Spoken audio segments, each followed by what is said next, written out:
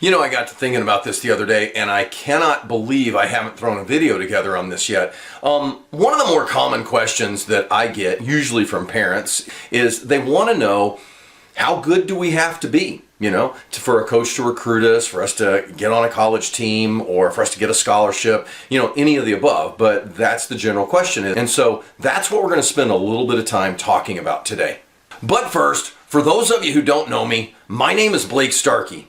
I help high school athletes and their parents understand all the stuff they need to do if they're interested in playing their sport at the college level. And I like to think I know a little bit about it because, you see, for over 20 years, I was a high-level NCAA Division I head coach. I coached at 2 major universities in 2 different Power 5 conferences. I've personally signed more high school athletes to full athletic scholarships than I could count. And now with what I do, I've helped even more high school athletes than that navigate collegiate recruiting, with so many of them out playing college ball or playing their sport. So it's just something that I'm really, really passionate and that I get a lot of energy out of.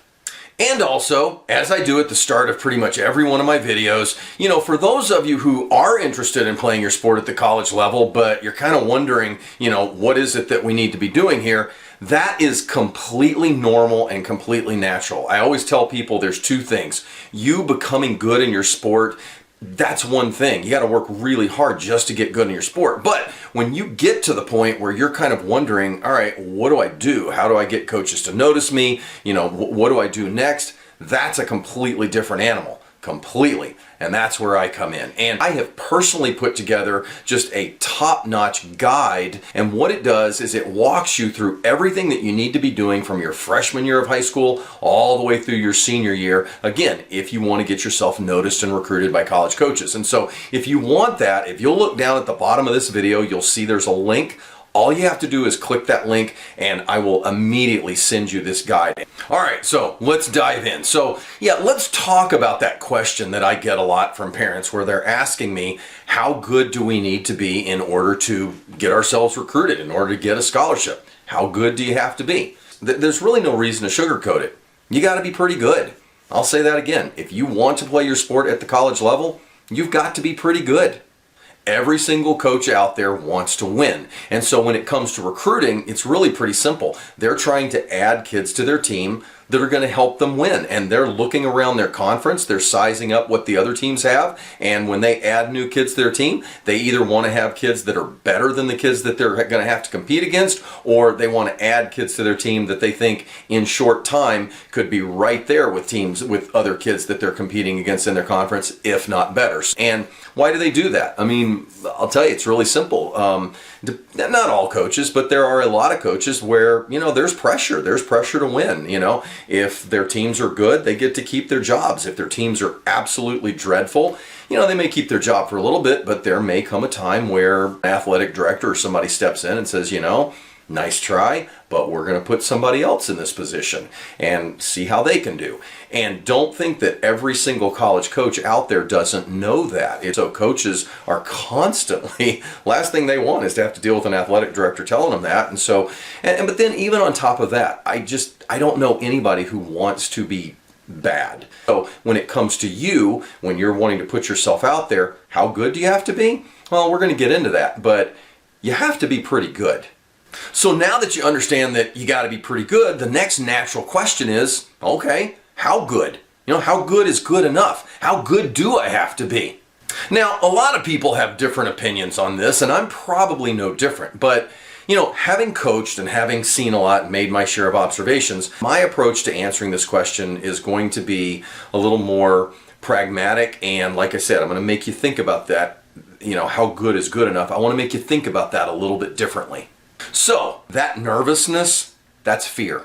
And it's coming about because, again, there's something that you really want, and you just don't have the answer to that yet. And so it leaves this void, and then we start filling in the blanks. You want some coach out there to notice you and give you an opportunity. You really want to keep doing the thing that you've been doing for so long. You want to play your sport, but it's out of your control. That's something that you can't control the outcome of that at this moment. And so, but at the same time, it's something that you want. And so, again, that nervousness that you're feeling, that's fear. And I'm not knocking fear as if it's some bad thing. Fear can be an incredible motivator, but fear can also get in the way if you don't do it right. So the question that you actually need to ask yourself is, what can I control? And the advice that I always give high school kids who are maybe working towards a goal like this is really simple. Control what we can control. Can you control how good this kid is over in the next town? No. Can you control what some other coach thinks or does? No, not really. Can you control how hard you work? Yes, you can control that. Can you control whether or not you're doing a bunch of little things to make yourself better? Yes, you can do that. Can you control whether or not you really start talking to smart people and really start finding out, okay, what is it that I need to do to simply be the best me that I can become? Yes, you can do that. So now we start getting into some things that are within your control that can actually make yourself better. And as we said at the very beginning, you got to be pretty good. And so I think sitting here and worrying and a lot of fear, it's natural, but at the same time, it can also kind of be a waste of time. And I say this because I've worked with a lot of people where, oh my God, we spend so much time on the fear part instead of just, look, let's get laser focused about doing the things we need to do so that we can personally take care of us, because it's really kind of simple. Yes, I think there's two things that need to happen. Yes, you need to be pretty good, but then also another thing that you can control is you can control whether or not you're doing really, really smart things so that coaches do notice you. Look, it's a simple fact. There are a lot of kids that are very good, but they don't know what to do. They never really research it, or maybe they do it badly, and they don't play their sport at the college level. And I'm talking about good athletes. There are other kids who are either just as good or maybe even sometimes under the curve, but they do some really, really smart things. They put their energy into learning, okay, how do I put my best foot forward? What are some things that I can be doing to get myself noticed? Can they control that knowledge base, learning that? Oh, absolutely. And I've already made a reference to one. I mean, you've got an amazing tool right here in this video. I already referenced it. It's down at the bottom. You just got to click that link. This is what I do, and I put together an incredible guide. Oh my gosh, grab it. That thing will really help you. But again, control what you can control, because at the end of the day, that's really the only thing you can do. If you want to play your sport at the next level, is again, you got to be pretty good in your sport.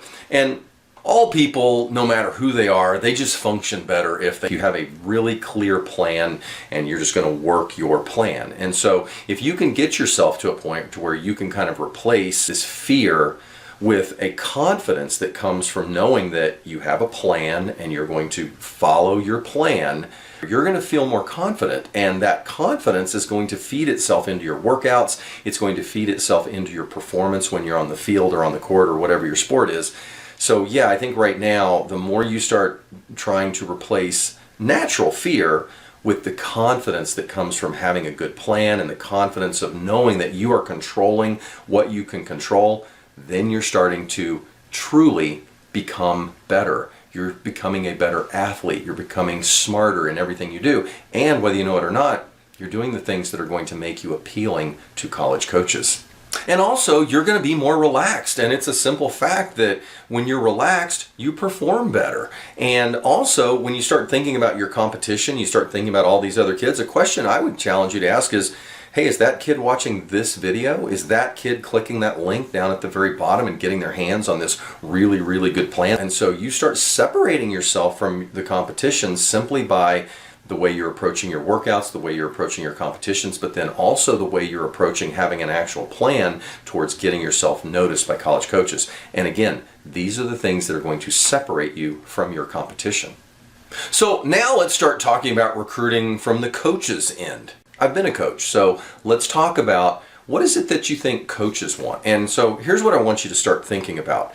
Think about relationships that you have in your life, and what are things that are, how did those relationships start, and what's important within those relationships? Because if you can start looking at understanding the dynamics of a relationship, you're going to be much better off when it comes to recruiting, because whether you know it or not, or whether you think about it this way, oh, absolutely, A college coach who recruits a high school athlete, that is a relationship. You are beginning a relationship.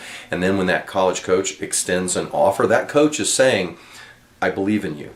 I think you can help us get better. But again, what is like one of the top things that you want from most all of your relationships? I can tell you what I want from mine: trust. I want to know that I can trust the person that I'm with. And absolutely, if you want to know something that all coaches want from their players, they want to be able to trust their players, and they want their players to trust them. And so absolutely a coaching player relationship, the absolute cornerstone of that relationship is trust. And yet high school kids all the time, it's like that just gets thrown out the window, and they just think, well, oh, coaches just want people who are good. Well, yes, coaches want kids who are good, who are going to help their teams be better, but you also have to deal with that athlete as a human being, and you're going to have days that are maybe not going to be great in practice, and you're going to have days that are going to be amazing in practice, or maybe some other things that are going to actually happen where trust is going to come in. And so I want you to think about a player-coach relationship in terms of trust. So again, just going to kind of finish out with this. Control what you can control. Whenever you start wondering, how good do I need to be? Look, there are lots of coaches out there. There are lots of schools out there. And you just have to become as good as possible, and then you need to figure out how you're going to put yourself in front of college coaches, and when they do notice you, hopefully you're bringing some good stuff to the table. But again, I think the best way to do that is for you to control what you can control, and start trying to put the fear off in the corner and just come up with a really good plan and work your plan. And so that is how I answer that question every single time it comes up from a parent. Parents, how good do we have to be? And I'm like, pretty good. Got to be pretty good. What are you going to do about it? What are you doing to become pretty good? Are you controlling what you can control? Are you doing the little things to make yourself better? And so I think when you start looking in that mirror, you will find this massive checklist, and then you'll feel empowered. You'll feel all this energy come, like, oh, I've got all this stuff to do. I'm trying, and you will naturally become better. It just feeds it. And look, I've made reference to it. You actually are sitting on top of a really good resource. All you got to do is click that link at the bottom, and I will email this to you immediately. And what it does is it walks you through everything you need to be doing from your freshman year all the way through your senior year of high school. It's a video presentation, and then there's also downloadable notes. You don't even have to take notes, and it's a really good tool that you're going to want in your bag of tricks. And so anyway, look, we'll be back here shortly with another conversation on college athletic scholarships, athletic recruiting, and all of that. So in between now and then, I want to wish you the absolute best of luck with everything that you're doing, your grades, your sport, your goals, just all of it. And so until we talk again, just tear it up, get out there and work, control what you can control, and we'll be talking soon. Take care.